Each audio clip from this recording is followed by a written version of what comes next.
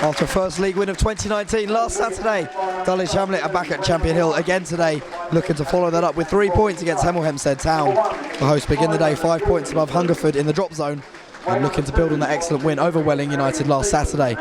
They rotated the squad for the London Senior Cup loss to Brentford beer midweek and do so again today as Gavin Rose reverts to the 10 outfield players who started last Saturday, whilst Preston Edwards misses a league game for the first time this season. Since beating Dulwich on December the 8th, the Tudors have picked up just 1 win in 8 games to sit in 14th. The latest result was a 4-1 reverse to league leaders Torquay United midweek, but they have picked up more points away from Vauxhall Road this season than at home. They make just 2 changes from the Torquay loss. In the first league meeting between the sides at Champion Hill, can the Hamlet follow up last week's 3 points with another treble today? Pogamoo. Jinking his way down the right wing. He's done well. Pogamoo, in comes the cross, and Jordan Parks made the run to the near post. Dangerous player, Parks, but he poked over, trying to block him off as he pops off on the right wing. Can he work the cross? Gets onto his left foot. He does send it in. It's a good looking ball as well. Headed down by a Congai, and the shot comes in from Sanchez Watt. Couldn't get his head over the ball, and again it's over the top. Again strapping on his left knee as he sends out towards the flank towards Nathan Green, who heads infield and finds Clunas. It's a good first touch from Clunas as well, and on he drives. Tees up Thompson. Can he take it first time? He does. Takes deflection and Rolford's the keeper.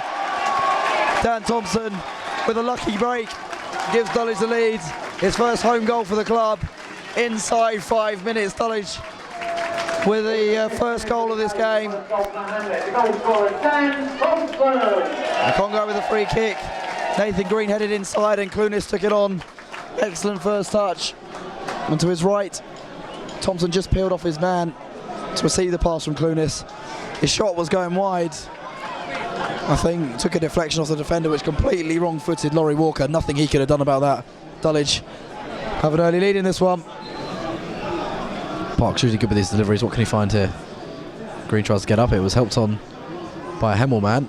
The volley comes in. 1 block in there. Watt with a shot, another block in there. 2 blocks by Quaid Taylor. And Green should be able to clear in the end. He does.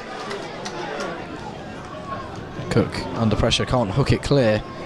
And it'll be controlled by Parks just outside the area. Will he get it back from Lovejoy? Jorgensen's come out. He's done very well there, flying through his man. Simon blocked Jorgensen. To Pogamoo.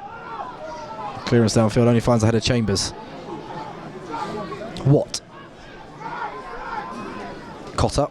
Chipping one out towards Howe on the far side. Mavilla's touch is poor and Cotter's bursting down in the area. Can he get the shot? And he can. 1-1. Mistake by Nathan Mavilla. It was actually Joe Howe who brought it down and beats the keeper. Mavilla's touch was heavy and put it into the path of the oncoming Joe Howe, who got to the edge of the area and fired it in low inside the near post, and Hemel Hempstead have responded to going 1-0 down in the perfect way. Tidy finish from the number 2. He wins the throw there, Clunas, and heads down for Akinyemi. Shulton dispossesses him comfortably. He's a no-nonsense midfielder, Scott Shulton. Very good man to have in your side to break up attacks.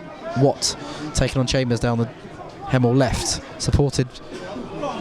And Parks lines up the shot from distance. Watt onto Cotter, onto Parks. A shot from the edge of the area, curved away from goal. Free kick given for something there, I'm not sure. Akinyemi had fouled his man, perhaps. Shulton, an early cross from Swain and had the free header in there. You're not going to send a header over the goalkeeper. Is Cook. Quaid Taylor. Foes. Innovative pass.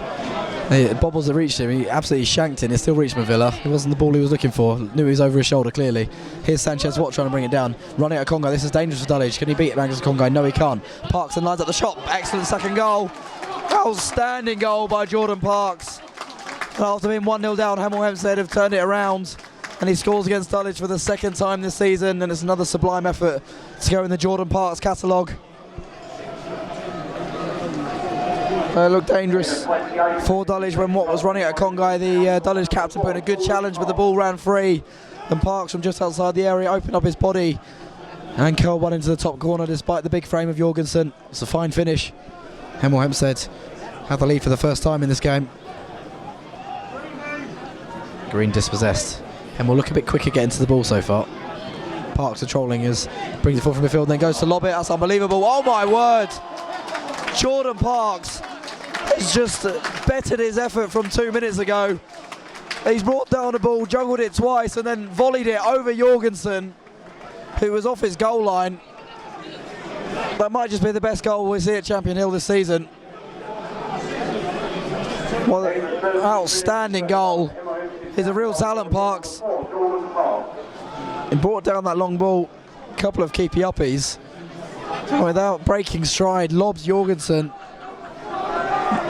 Nothing short of world class. If that was in the Premier League, you'd be talking about it for the rest of the season.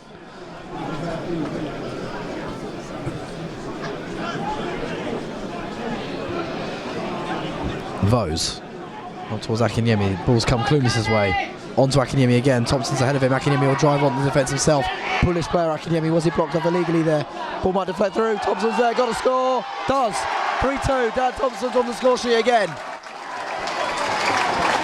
Akinyemi with all the hard work. A bullish run by the centre forward. As he looked to pull the trigger, ball deflected away from him and went across the penalty area. Thompson reacted fastest. Managed to squeeze it past the keeper before a challenge to come in, poked it home.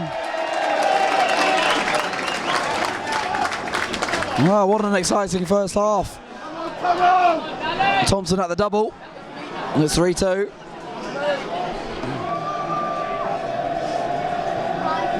Parks on his left boot. Curling in. Jorgensen flaps at it but gets a hand on it. Does well to push it out of the penalty area. Second cross comes in from Masonda. Nathan Green gets up to clear. Brought down by Parks, who fancied the shot from distance this time. He's not found his range. With Ebbs fleet for a while, Jordan Parks. It's come back again. Skipped their skipper. Short and long. Lobjoit will chase. Chambers should get there first. Lobjoit didn't give up the cause though and prevents it from going out for a goal kick. It breaks for Sanchez Watt. Tees up Parks. Off the line by Mavilla.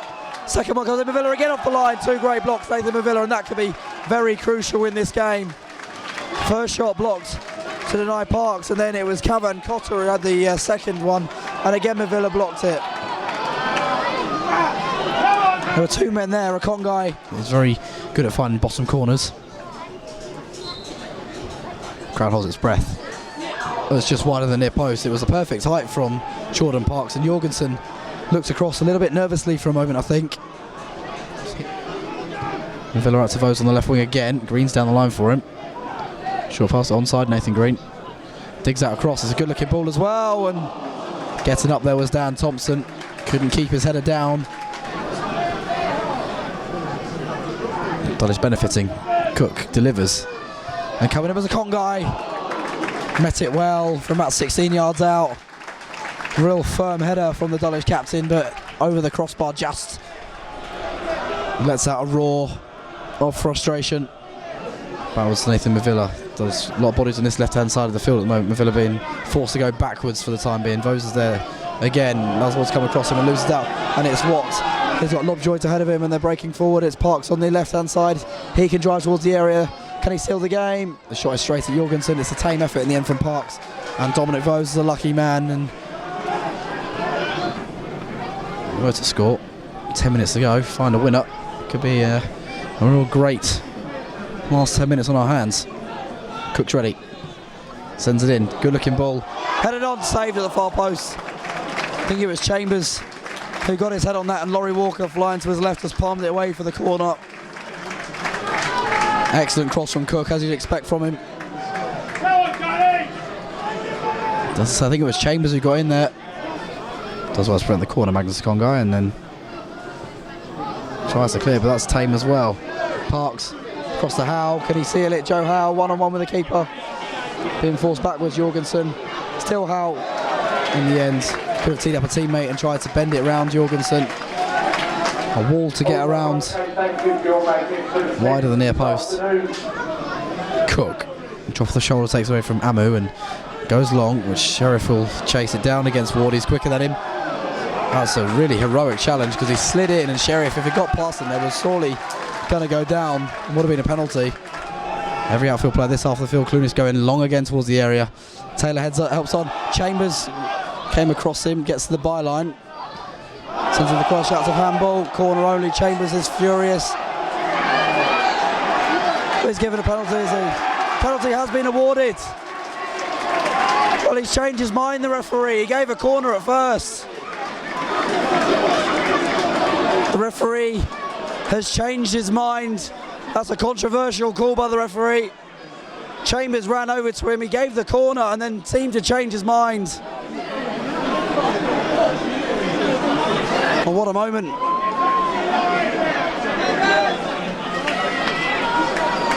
Hemel players understandably surrounding the referee. They're absolutely livid, as they are on the bench.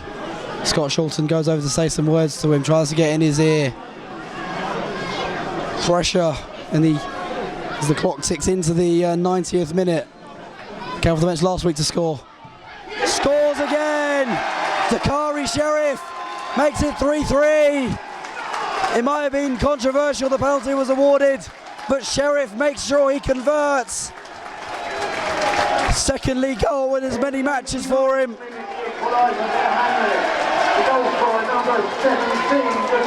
Sheriff went to the goalkeeper's right, Walker dived to his left.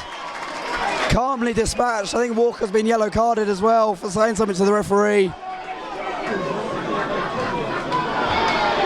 Cook kept it in play. Clunis couldn't take it in stride. He gets another goal on it, Naran Clunis. And on he goes, away from one challenge. Clunis! Wrong side of the post. I thought it had gone in. Opened his body up and it's just gone the wrong side. Maybe even kissed the outside of the post. Half the ground thought it was in. Oh, what an end to this game.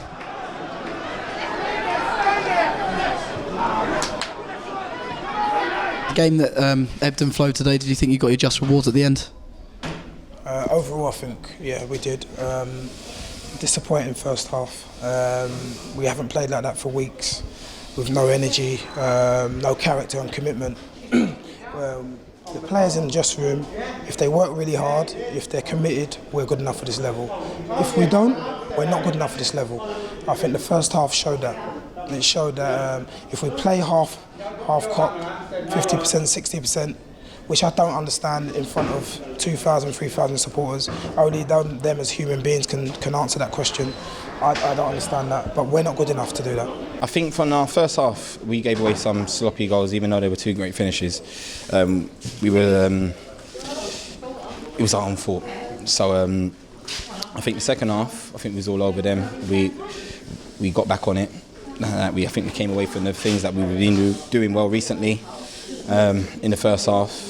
And that was notified and we got back on it, and I think we deserve to at least get a point from the game. Particularly after the start, you had 5 minutes in, you've gone 1-0 up and there was some good pace in that attack. To then see that next 25 minutes or so must have been a real shock. Yeah, exactly. After we scored a goal, we looked like we probably could have gone and scored more. Probably made bad decisions on the counter-attack. But then again, like you say, the goals we give away were soft. Nathan Mavilla played nervously throughout the whole game.